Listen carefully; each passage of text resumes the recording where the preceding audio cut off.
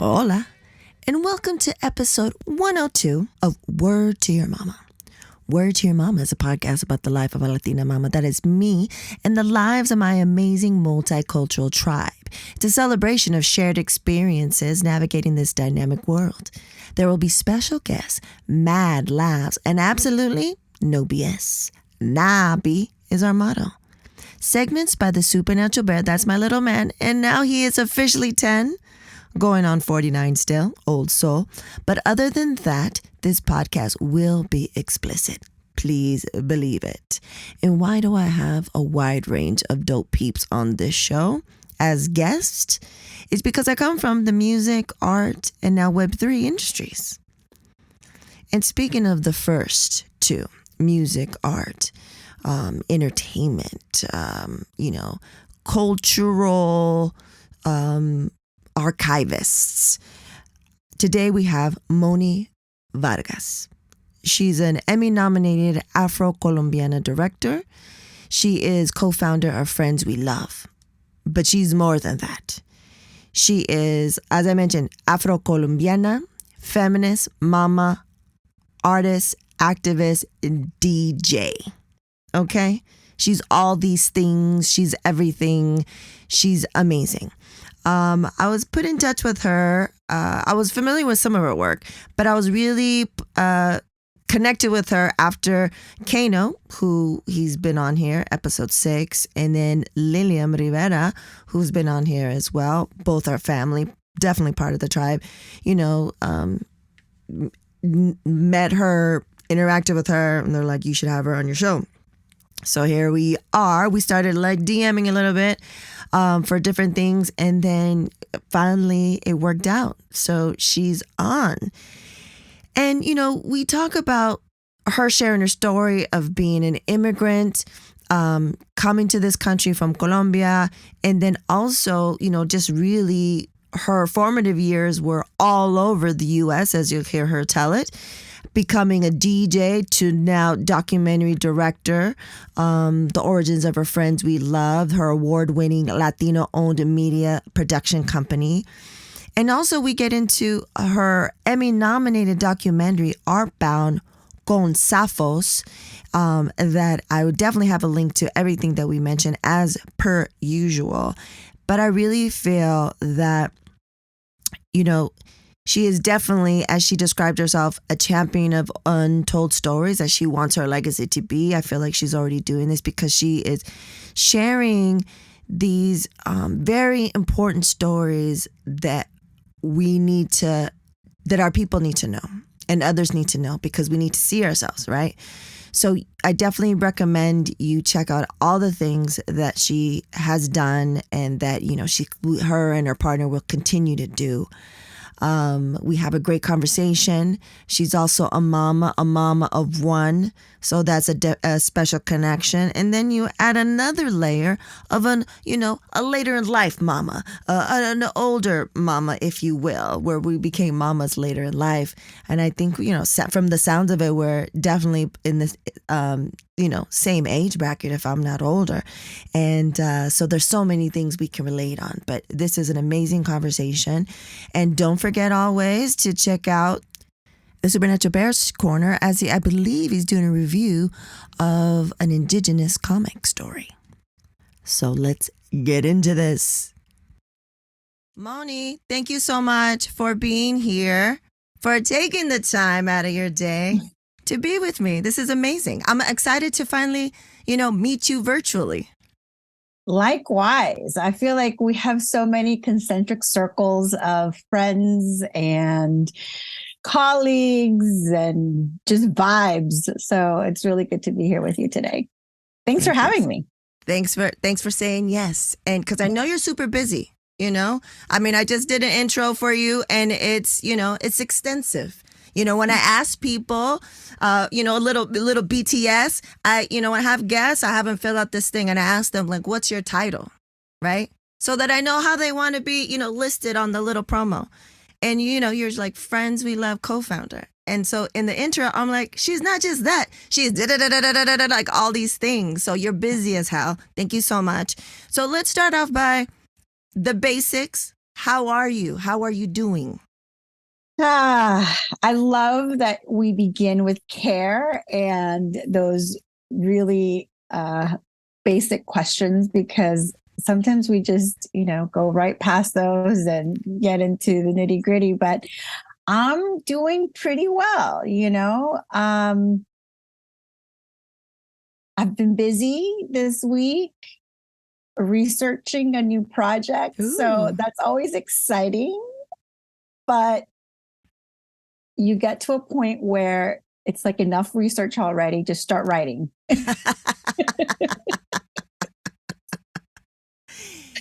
Yes. But other than that, I feel good. My daughter just turned 10 and I know Woo!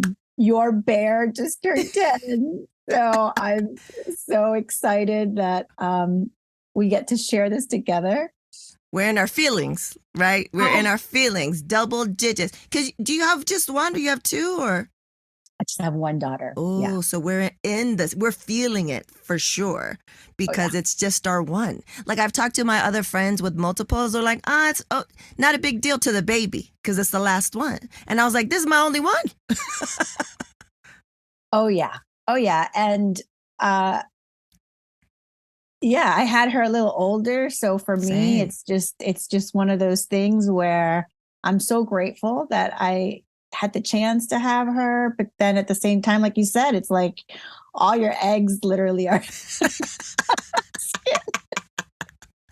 Yeah. Yeah. So did you cry? Did you cry like I cried a grip leading up to it? Oh, yeah. This whole year, like little bits and pieces. I'll be like, this is the last of your single digits. Oh yeah, and and I think my partner and I are so emotional about the whole thing, and I think like, are we the only parents going through this? No. Because it really does feel like we do wing flaps. We're like, oh, we have all these internal things, but the wing flap is when you're just like, you're just like trying to keep it all together, but it's really hard to because well, because of so much, we've all gone through the last few years, and we're so happy to be. We're so grateful just to be alive. Please believe And it. have survived this time. But then, we do think about what it's done to them and their mental health, and then our own mental health. Please. So Exactly. yeah, we have been very emotional about the whole thing. And, like a little terrified about the next decade, the next 10 years as well. Yes. Especially because I don't know, for you, everyone around was like, Psh, just wait till the teens, this ain't nothing. And then they're like, just wait till adulthood, this ain't nothing. I was like, woo, that's crazy. But felicidades to you and to your partner because, even though our little humans have, had another revolution around the sun, we did it. Like you did it.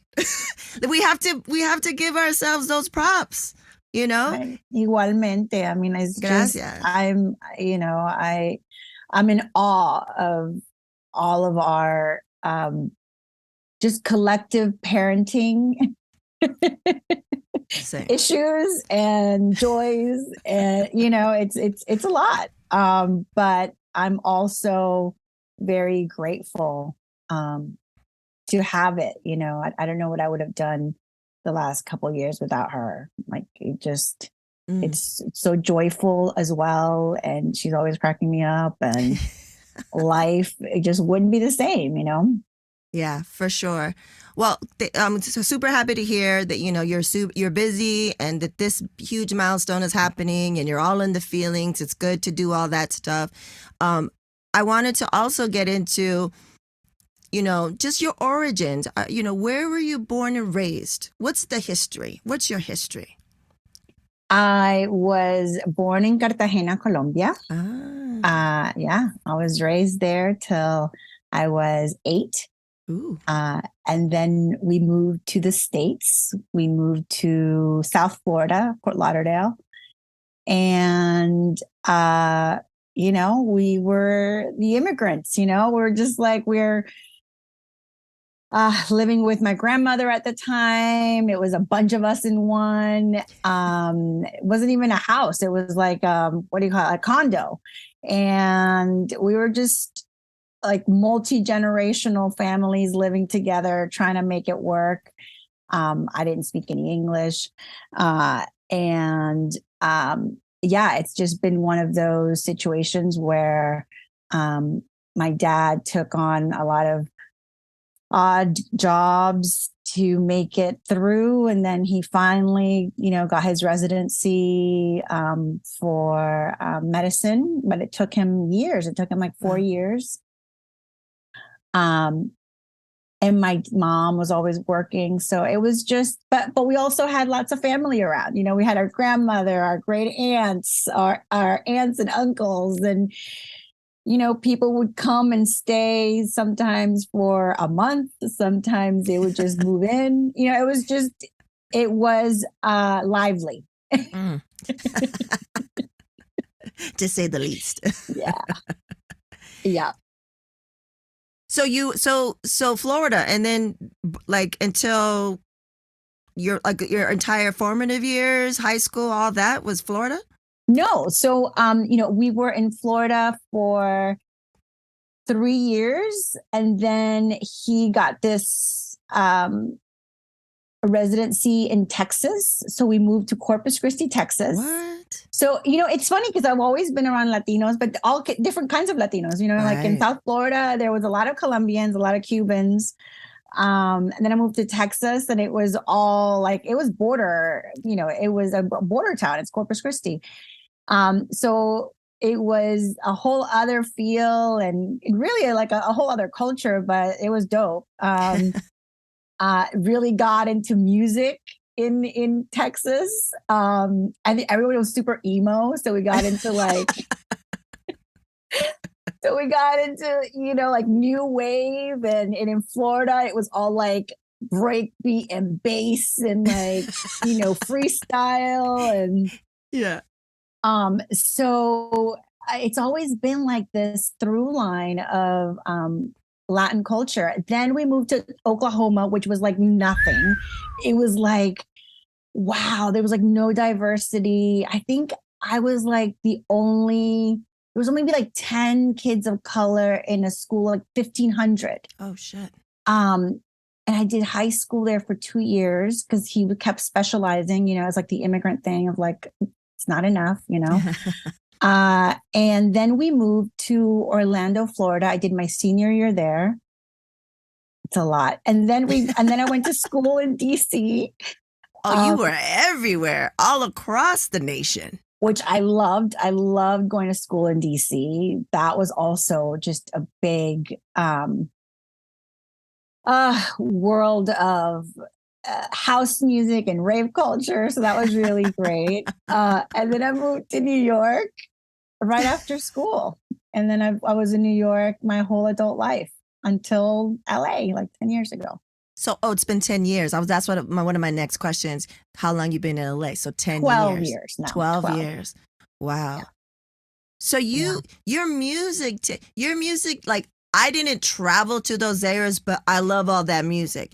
But because I feel like I might be older than you, but I feel like we're in the same age bracket. So that encompassed like the music we were into. But for you to be in the areas of the origin of those music, of like that specific genre, those specific genres, I mean, your understanding and love and appreciation must go deep.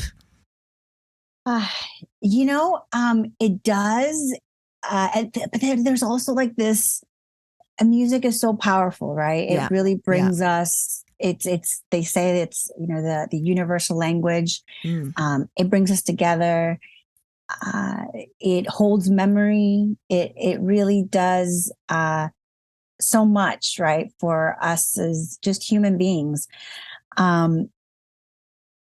In Texas, it was strange because they were really into like new wave and like Violent Femmes and The Cure and Depeche Mode and the Morrissey Smiths all day. all day, right? Like so emo, yes. And, we just, but it wasn't necessarily that it originated there, but the scene there was really genuine. People were really into it. And it's something that I really cherish. It was like, Yes. okay, this is what it means to go in, and really get into all of these acts and, concerts and things. And that was pre-internet. So it's like, I don't even know how we got all this stuff. That's what I was about to mention. To those that are listening that are younger, this was pre-internet. So also at this time, and I don't know if you encountered this, I was at a border town. I was San Diego, 2 eggs away from the border. And for me, I got flack because I loved hip hop, because I also loved, as much as I loved hip hop, I loved new wave, and there was no internet. So it was like, maybe an older friend, a cousin or something introduced you to it, and then you fell in love with it. And so, you being in these different areas, even if like, say, Corpus Christi, it was emo, they were listening to a lot of new wave, it was British, but the culture, you were immersed in that culture, right? Where they're all about it. And then you go to Florida, it's like, high energy, freestyle, 808 bass, Miami, bass. And then all that stuff, like that's like, I feel like maybe it's deeper, and we'll get into something that you do now. I feel like that really, really impacted you because you were immersed in those cultures. So like, we didn't have internet, so we couldn't, I got it from the swap meet. You know what I mean? I got it from the swap meet, recording it from the radio. So how did living in those how did that impact your your love for music and your understanding of the different cultures and genres? Yeah, well, and funny enough, hip hop was always a through line, though. Right. You know what I mean? Mm-hmm. It was always hip hop. I mean, when I first moved to the States, I remember like the one song that I was like, holy shit, was Planet Rock. Like, I remember like that was just like, what is this? And then like, I'm getting goosebumps just thinking about it. And then like Kraftwerk, and I'm like, whoa, like it's all really new to someone who, who was coming from listening to salsa, merengue, Caribbean rhythms, because that's where I was from. So it was a totally different sound. I love, everything from the fashion to, and it's culture. It is culture, to the language, right? Because language comes into it. Yeah. The hairstyle, the dance moves. Oh my God. So I love to dance. So it was always like, that was also a constant. No matter what it was like, okay, what dance move are we making? That was, pre-TikTok. So now I'm like, wait, how come I haven't gotten into this whole TikTok dance thing? Yeah. But yeah. Yeah. And that makes sense. That makes sense because what you do. And I want you to, let the people know exactly, what is Friends with Love? Let us know. Yeah. So in 2008, my partner, Michael Vargas, and I met, and we had a friend in common who said, you should really meet. She's a DJ. And I don't think she knew that I'd been doing some film production work before, but Michael needed some music for a job he was doing. And I was like, you know what? I have a video camera. I really just need a partner to work on a project with me. And he said, what you got in mind? And I said, well, I really want to do like short documentaries on all my friends who are doing dope shit in New York. Because there were so many. Right. Like, my goodness, our community was so rich, like sobrados, like everyone was like overflowing with creativity and innovation and entrepreneurship. Like, they were all badasses. So he said, oh shit, I also have been wanting to do something like this for a long time. And I kid you not, we both had it in our journals from years before. And sitting down during this lunch, we got so excited that the person next to us having lunch, this is so New York, was like, here's a napkin, here's a pen, write it down. And we still have the little, That's cute. Napkin. And we came up with the name Friends We Love because we really just wanted to spotlight friends who were doing really dope work, but didn't have an internet presence. And this was 2008, right? So we started documenting, doing short docs, but then also doing a series adjacent to it called 120 Seconds.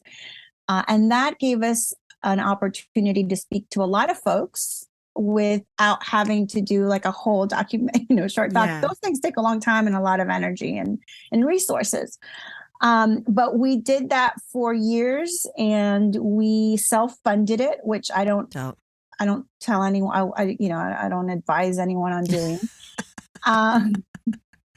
And we have filmed over 100 of these. We had an incredible screening at the Brooklyn Museum. We screened at the Bronx Museum. Nice.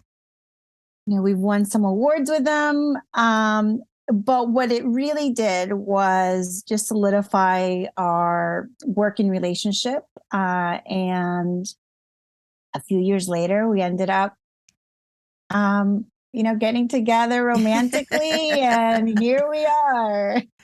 Oh, so a few years later, it was strictly like, let's partner up and do this. And then later it was like, oh, what? Oh, hello. Like, oh, you're kind of cool. We work well together. You listen. And then I don't know what happened. No, I'm kidding. Kidding. That's amazing. No, it is. It is. Like a year and a half into it, we were like, okay, let's see if this works out. And then 2 years later, we got the opportunity to move to LA, and he did some work for Will Smith in New York, and they loved what he did. He did this, and I'm gonna just give him some props on this because he did a short doc on the Fela documentary, the Fela show that they had on Broadway, and Will was one of the investors, and it was so impressive. And I was so impressed with it. I was like, damn, that's good. And it was Fela and it was music. And I was like, hell yeah. Yeah. So I was so excited. But they were really impressed. And they said, would you consider moving to LA to work with us? And not even to work with us, because I remember they said, there's no guarantee. And I was like, okay. He's like, but we have a ton of work coming up. So. Oh, nice. And at that point, we were tired also of just self-funding all of our projects in New York and working days, nights, weekends, and not really having, that support, financial support that you need to do a project like this. We probably should have done, applied for grants and all of this, but we were just so in the work that we weren't even looking past this. So we moved to LA. We did work with them for about 6 years, pretty solidly. And then, the rest is history. We've been, we were working as a group, or as a production company under the name of New Yorktricity, and Friends We Love was the, series, the original series, but no one could really pronounce New Yorktricity for 10 years. And we're like, this is ridiculous. We have such a great name. Friends We Love is already such a great name. Yeah. So we switched back to Friends We Love, and have been doing business as Friends We Love for the last couple of years. I love that. So when I was doing research, I love the about the friends we love, it says, has sought to disrupt the invisibility of underrepresented artists and artisans, centering and uplifting stories of BIPOC artists from their studios, offices, stages, and the streets, wherever the creative magic happens. I love that shit. And I love that you started, this initially started with literally friends that you love doing dope shit. And that totally aligns with the whole reason why I even do this. I just have people that I love, either I know them or I just met them, or people that I love them. And it's just showcasing my dope friends. And that's what you guys do. And I just do it in this format. So this is perfection. This aligns completely. So I wanted to get into Artbound, what you do, Artbound, and specifically Consafos. If you could please tell the folks what Consafos means and then what the project, this, Emmy-nominated project is. Well, Consafos is a Chicano term that originated here in LA. And people have many meanings for it. But what we found out during this documentary, basically what it is, it's a 1-hour documentary on the pioneer of really he's a pioneer in music and theater and alternative rock. And his name is Ruben Foncoatl Guevara. And the documentary is about his life. He has 60 years of life as a Chicano activist and artist. He started as a doo-wop artist in the 60s, and he was, on TV, which is unheard of, we can't even get on TV now as Latinos. So this was in the 60s, which is crazy. But he was on there with Bo Diddley and Tina Turner. And, sometimes during the whole production, I was like, this is like the greatest story that no one's heard, right? Yeah. He then had a rock group, like experimental rock group with Frank Zappa, and that did really well. Then he was really like this big, community leader as a Chicano activist. And then he did some theater. He's amazing. He's really a wonderful, wonderful person. He just turned 80 this week. Oh, wow.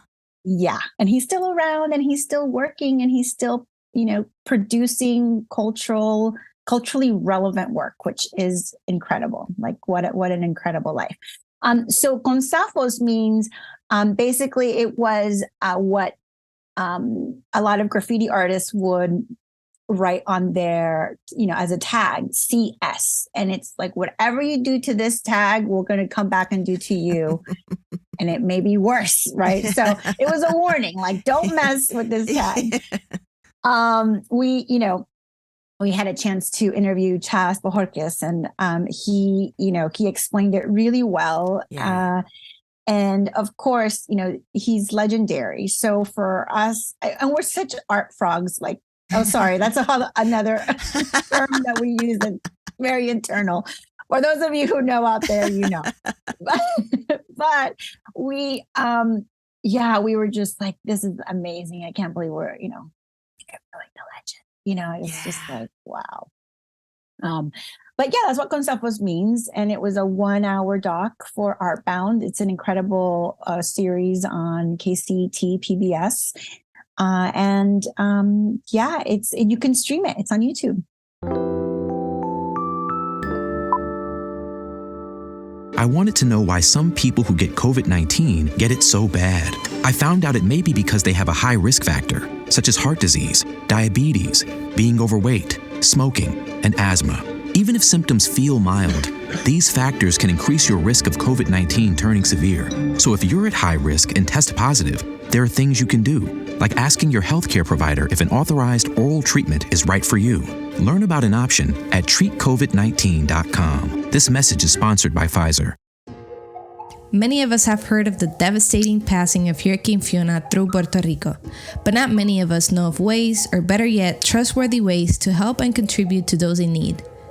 Fiona a través de los ojos de los niños is an NFT project featuring art made by children of the nonprofit school Flor de Loto in Ponce, Puerto Rico. Through their drawings, they've expressed their feelings and fears which they went through the hurricane. You can help these children, their school, families, and communities by minting one of their NFTs at helppr.xyz. You can also help by sending crypto directly to their wallet listed on the website or do a donation through PayPal. The links can be found in the description. And to learn more about this initiative and how you can help, please visit helppr.xyz or via Twitter at helpprflm. Dancing crew, trip for two, nailed the final interview. Game with Doug, brand new mug. Come here, kid, give me a hug. The more you want to do, the more we want to do. Boosters designed for COVID-19 variants are now available. If you've had your primary series, schedule an updated COVID-19 booster appointment as soon as you're eligible. Sponsored by Pfizer and BioNTech. It's amazing. I'll have a link definitely in the show notes. And watching it, you know, I was at this like Latina business type of conference in San Diego.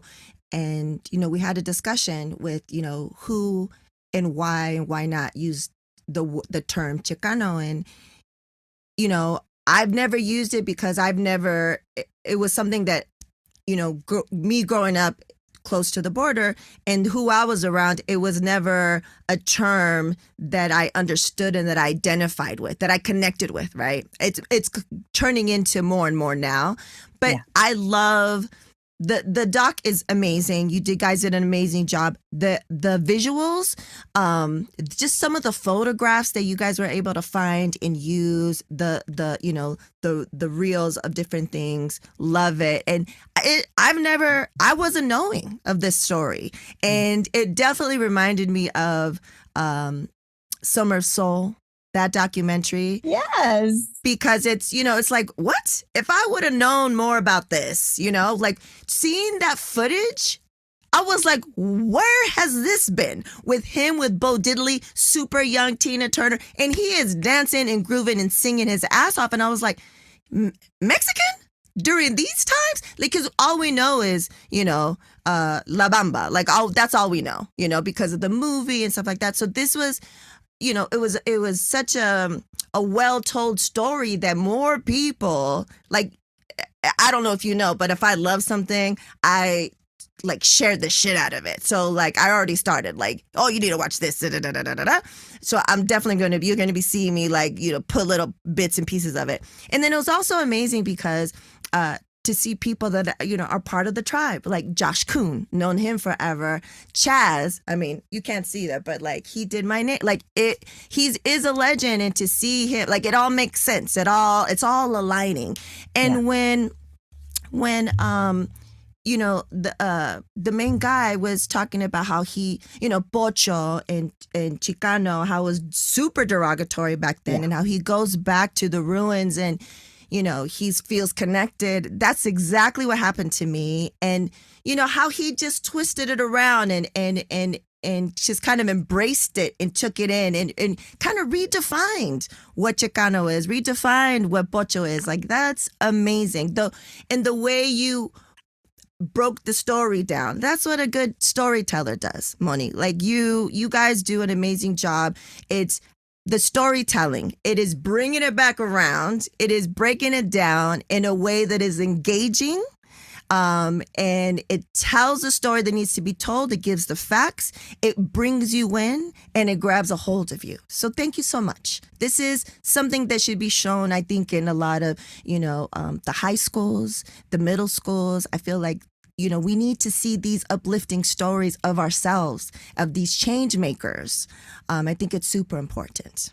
Well, thank you. And it was definitely a group effort. We worked really closely with the KCET team. It was a co-production between Friends We Love and KCET. And his Ruben's son was also an EP on it. So it was really and Dan Kwan, who's a playwright that who directed his life story. So, it was really a collaborative effort, but thank you. I also agree, we need to see ourselves in more nuanced ways. And the history is there. It's just not been seen, and it hasn't been documented. And I think that's what's really missing for us as a community, because whether it's Latino, Latinx, Latin, or Latine, whatever you want to call it. Yes. Because there's a lot of conversations about this these days. Right. Whatever you want to call us, right? It is important for us to see ourselves. And that is something that is rare for us, and I'm doing this, I'm researching right now, and I'm like unearthing certain things, and I really got very emotional because I'm seeing this new generation of young Latin folks being really proactive about how proud they are of their roots and heritage and their identity, and how it's no longer, something that you're trying to, we're no longer trying to assimilate, because where has that gotten us, right? Exactly. And we have such a rich culture and such a varied culture, oh my goodness, it's just an history, and the contributions that we have made to this country and continue to make to this country are often overlooked, and we just need to big up ourselves more and more and more. Please believe it. And, as a culture, and as we're here and we're just all trying to survive, first gen immigrants, third gen, whatever, as marginalized communities, we're not able to be in these spaces together anymore, where we're, back in the days, tell stories, pass them down and tell these stories. So what you're doing, what people like you and others that are documenting and telling these untold stories, is you are literally history, taking care of our history and documenting it in a way that could be shared forever. So muchísimas gracias for all of that. Now, let's get into questions and comments from the audience. Oh, snap. Okay, let's do it. Okay, so the first one is from someone that we both know. He was on the 6th episode of Word to Your Mama, Kano Kid, a mild-mannered hooligan. His question, I'm going to ask his question, but it's all wrong because he got it all wrong. He said, what brought them to LA, and does she know of any good Ecuadorian restaurants? I was like, she ain't Ecuadorian? And then he goes, I could be wrong. It's rare, but I could be. I said, you're wrong, dude. I go, she's Colombiana. That's hilarious. But he said he wanted to hear more about Friends with Love projects from back in the days, and are they going to start doing them again? Yeah, so that's his question.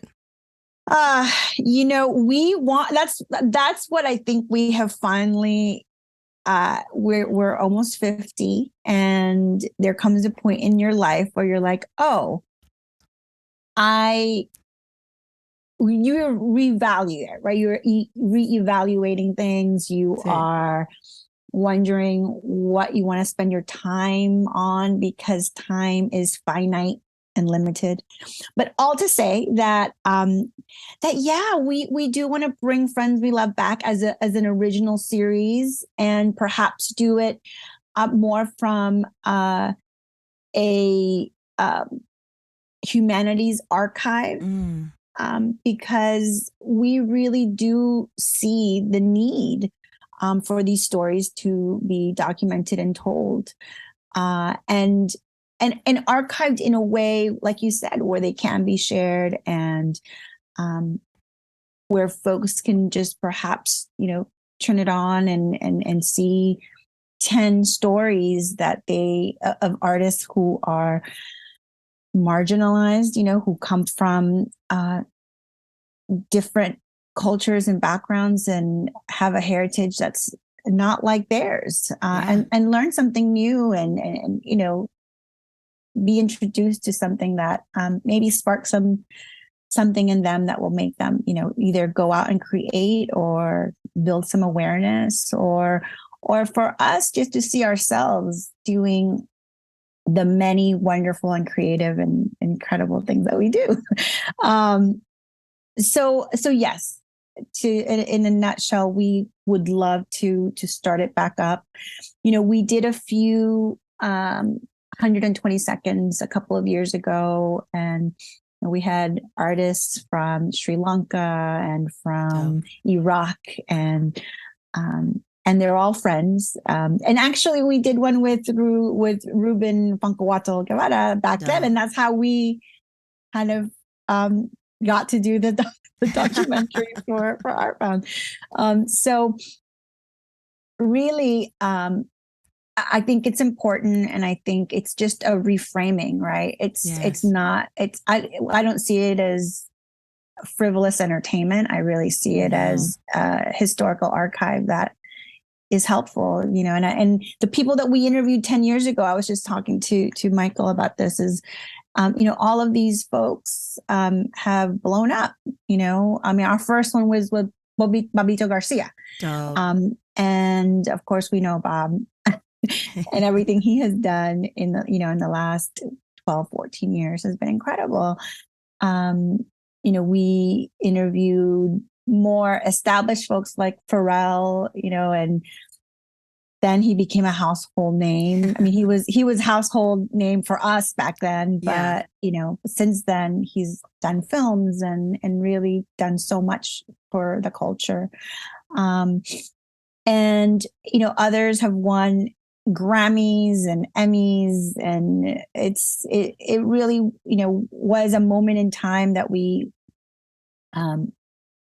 documented and feel that it's important to continue doing. So yeah, thanks. Kind of, we do know him. We do know each other, and we love his work. So yeah, dope. Okay, let's go to the next one. And this is great because I do want to touch upon this. Maybe before we get into this question, how old are you? What point in your life did you start DJing? I bought my first vinyl when I was 9. So what was looking at my daughter, I'm like, damn, I was young, But whenever I would have a little, birthday money, that's what I would go and spend it on. And I had a little tocadisco in my room, and it wasn't like pro or anything. It was like the ones that had like it was all in one, tiny for the bedroom.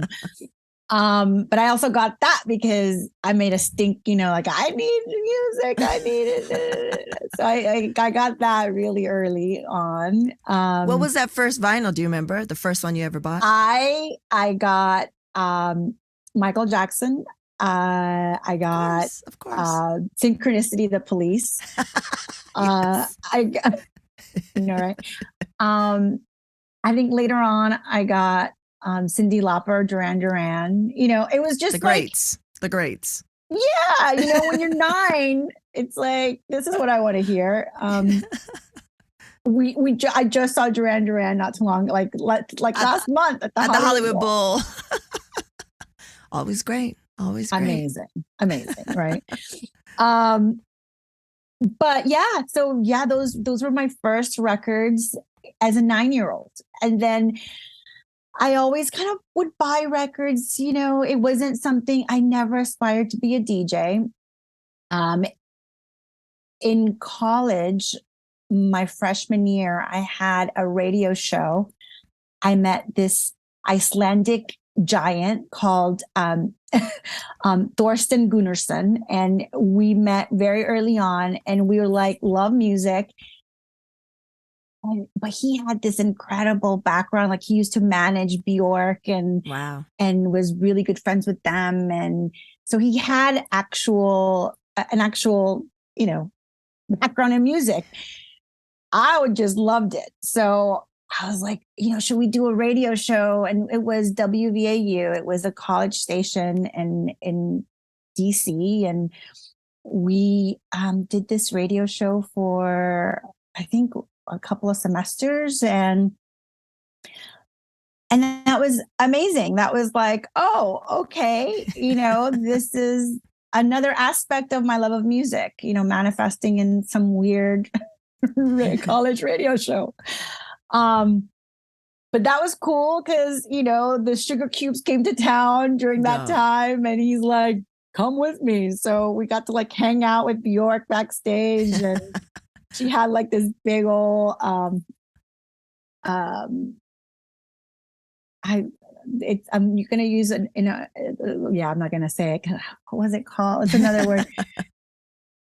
I forget it. So we had an amazing, moment, with them. And I was such a fan as well.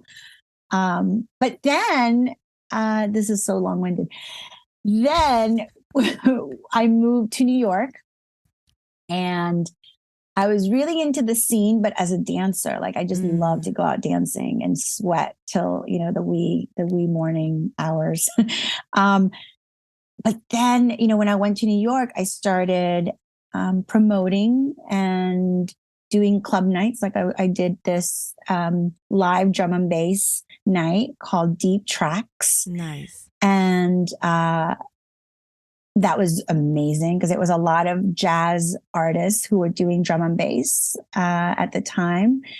And that was in the late 90s, very much, in the Goldie kind of era, that whole beautiful era of music. And then I started doing this party that I was organizing, but I was booking DJs. I wasn't DJing myself. And then one night, the DJ canceled, like they just couldn't show up. And I did have like a whole nice, stack of vinyl. And thankfully I lived literally next door to the venue that I was doing it at. It was this place called Velvet on Mulberry Street.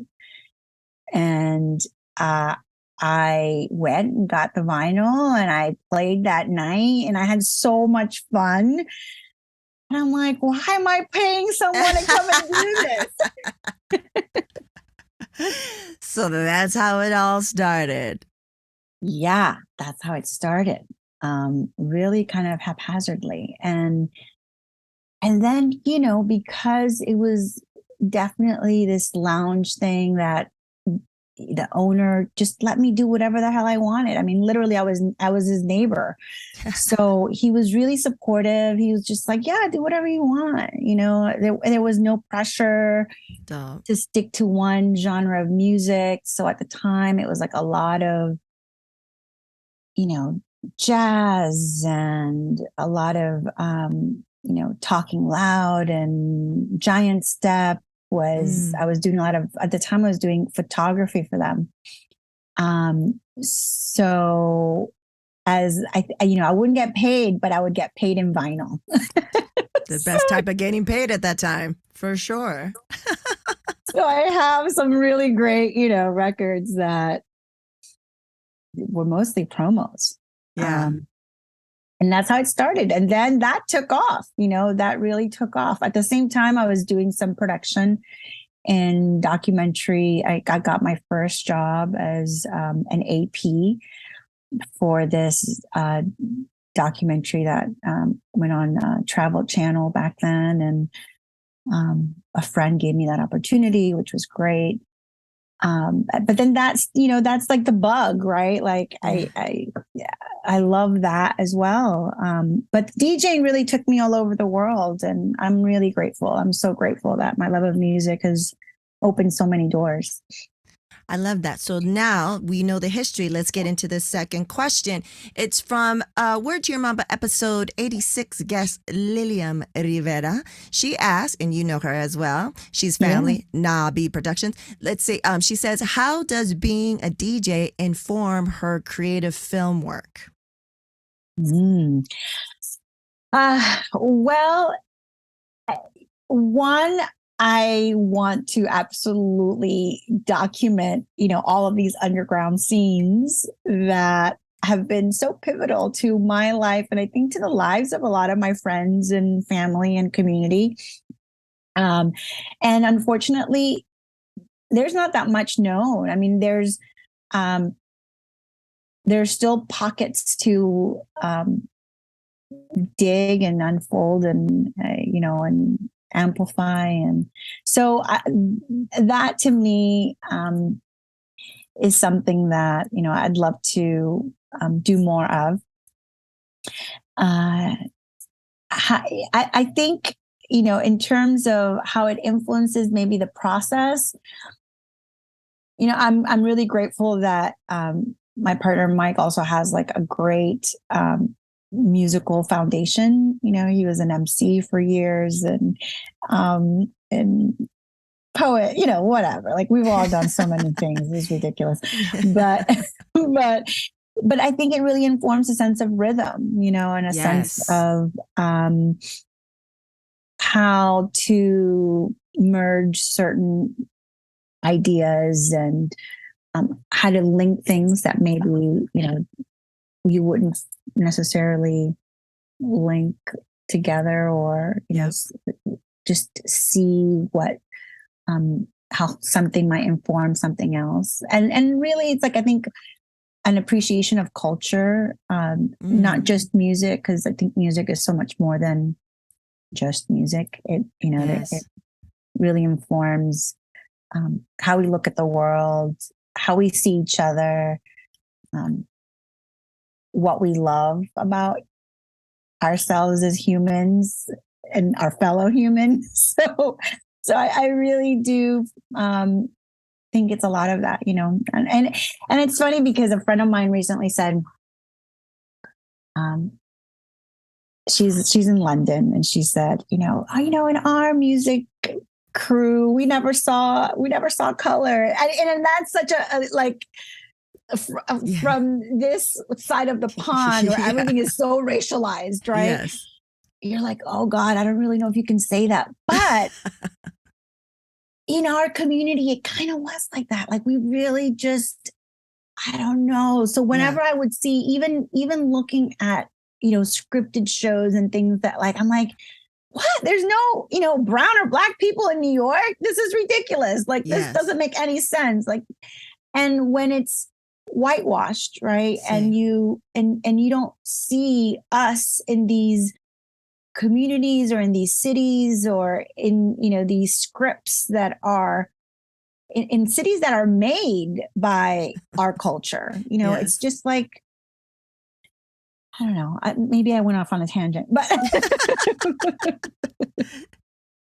no, I totally understand, and it's very interesting you said rhythm, because when I had Joseph Jasbo Patel on here, and it was right after Summer Soul was at Sundance, and I was saying that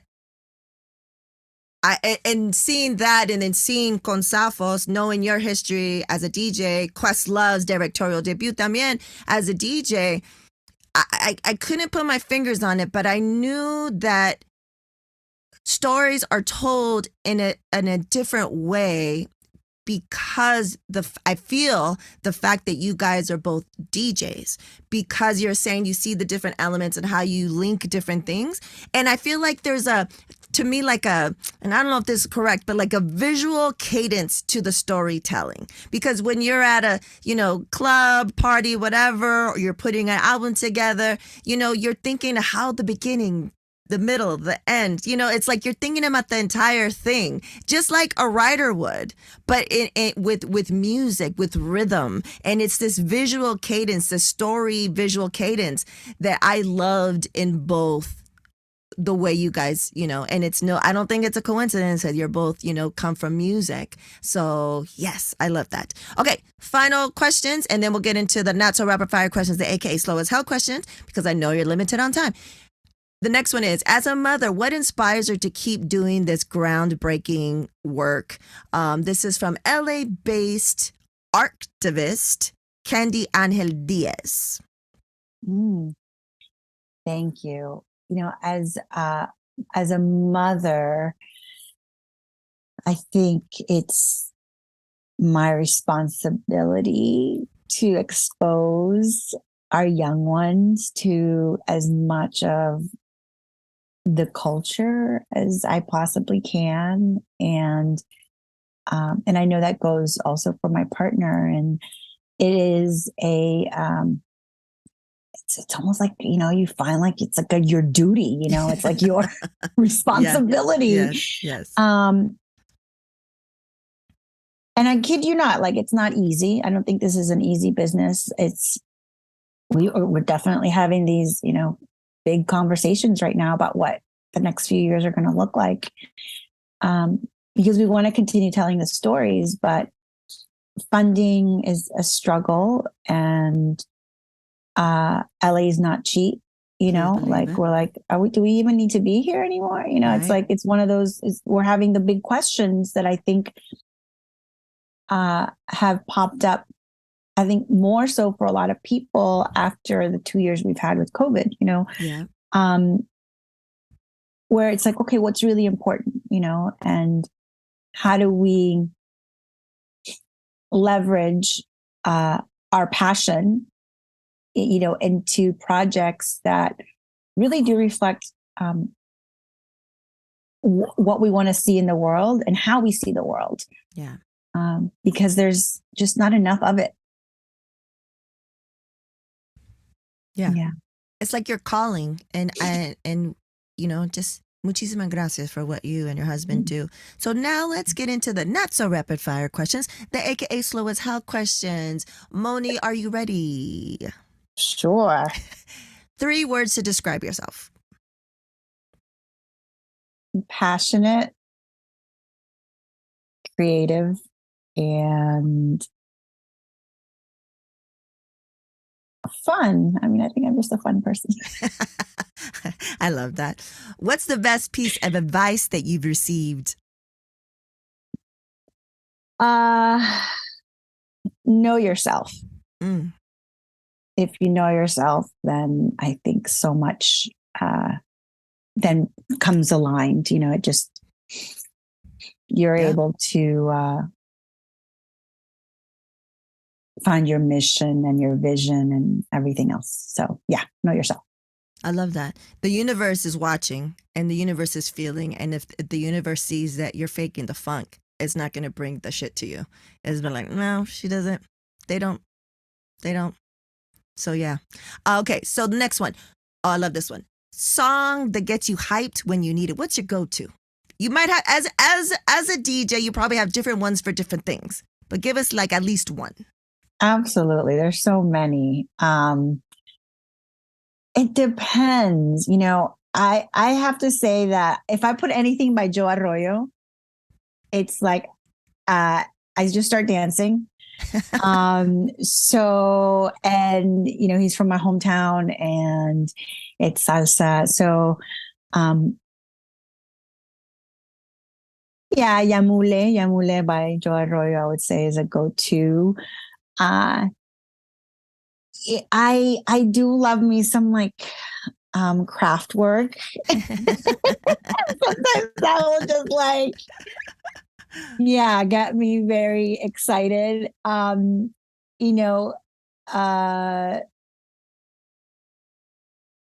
Hip hop, I don't know, gosh, there's so much. I really do love me some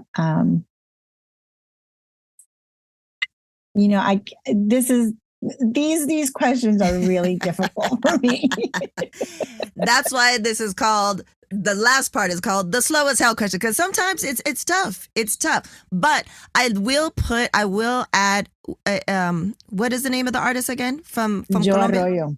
So I'm going to add him to our Word to Your Mama hype song guest playlist. I always mess up the title, but I'll have it in the link. I have it in the link all the time. And then we do have salsa on there, but we don't have him. He'll be the first time that he's on the playlist. And every time we have a new guest and a new song is added, is put up to the top of the playlist. So we have, I think it's up to like maybe 4 or 5 hours now with the amount of guests that we've had. So make sure to look that up. That's on the show notes. And the final question, and wrapping up this amazing time with you, Moni, what will be your legacy? Yes. Her face. Holy moly.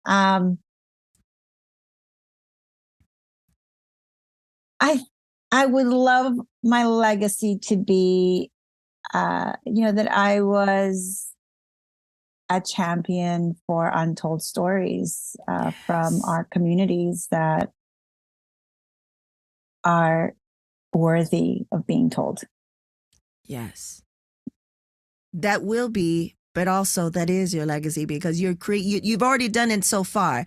Muchísimas gracias for your time. Oh. I love hearing more about you. I'm excited to continue to build. I mean, especially after this convo, we have so much in common because I'm an older mom. We only got the one. I only have one other friend that has the one. There's like specific things that happens when you're the mother of one, when everyone in your mother is like, you're not going to have another? Nah, man.